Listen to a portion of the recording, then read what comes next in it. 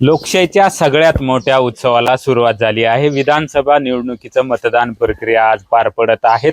आपल्यासोबत माजी मंत्री तथा आमदार बबनराव लोणीकर आहेत। भाऊ, काय सांगाल? आता तुम्ही नुकताच या ठिकाणी गणेशाची पूजा केली आणि त्यानंतर मतदानाचा हक्क बजावलाय, काय तुमची पहिली प्रतिक्रिया? परतूर विधानसभा मतदारसंघातल्या माझ्या जन्मगावी लोणी येथे मी ग्रामदेवताची पूजा करून, श्री गणेशाची पूजा करून मतदान केलं आहे। गेली 40 वर्ष हे गाव मला लीड देतं, 1000 पेक्षा जास्त मतं पडतात।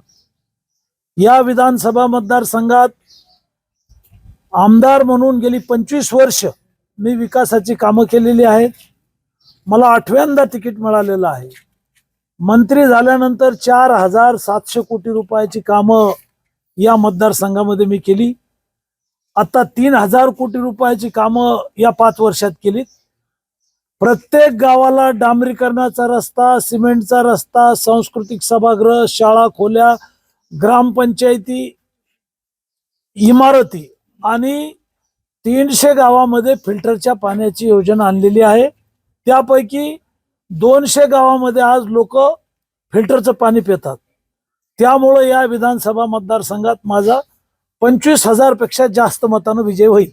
भाऊ, आपण जर पाहिलं तर आता राज्यात महायुती म्हणून तुम्ही निवडणूक लढत आहात। महायुतीचे किती जागा निश्चित येतील राज्यात?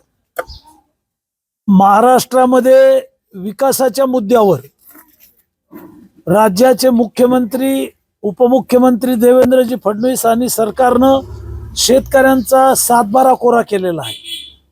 अल्पभूधारक शेतकरी असो की मोठा शेतकरी, सर्वांचं कर्ज माफ केलेलं आहे।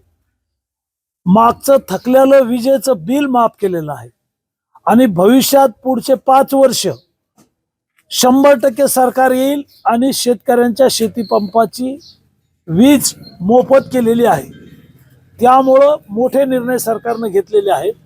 लाडकी बहीण योजनेमध्ये राज्यातल्या महिलांच्या खात्यामध्ये 40,000 कोटी रुपये टाकलेले आहेत। परतूर विधानसभा मतदारसंघामध्ये लाडकी बहीण योजनेमध्ये 1,10,000 महिलांच्या खात्यात 80 कोटी रुपये टाकलेले आहेत। त्यामुळं आमची बाजू भक्कम आहे। महाराष्ट्रात 200 जागा महायुतीच्या निवडून येतील। मतदारांना काय आवाहन करणार? मतदारांना जास्तीत जास्त मतदान करण्यासाठी तुम्ही काय आवाहन करणार? मी आपल्याला सांगितल्याप्रमाणे शेतकऱ्यांच्या खात्यामध्ये केंद्र सरकारचे, मोदीजींच्या सरकारचे दर वर्षाला 6,000 रुपये येतात। राज्य सरकारचे 6,000 रुपये येतात। 70 वर्षाच्या इतिहासामध्ये पंडित जवाहरलाल नेहरूंपासून, स्वर्गीय इंदिरा गांधींपासून, मनमोहन सिंगांपर्यंत कधीही शेतकऱ्यांना दुष्काळाचं अनुदान मिळालं नाही, अतिवृष्टीचं अनुदान मिळालं नाही, पीक विमा मिळाला नाही। केंद्र सरकार आणि राज्य सरकार शेतकऱ्यांच्या पीक विम्याचे पैसे भरतं। शेतकऱ्याला फक्त 1 रुपया भरायचा आहे। ज्या ज्या वेळी दुष्काळ पडला, अतिवृष्टी झाली, अशा काळी सरकारनं, केंद्र आणि राज्य सरकारनं शेतकऱ्यांना अनुदान दिलेलं आहे। त्यामुळं सर्व घटकांसाठी हे काम करतं सरकार आणि या वेळेला 200 जागा या मुद्द्यावर आमच्या निवडून येतील।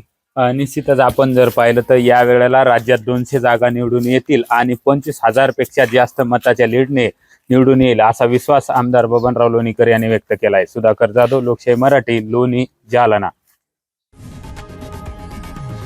लोकशाही मराठी, ऐका, पहा, जागरूक रहा।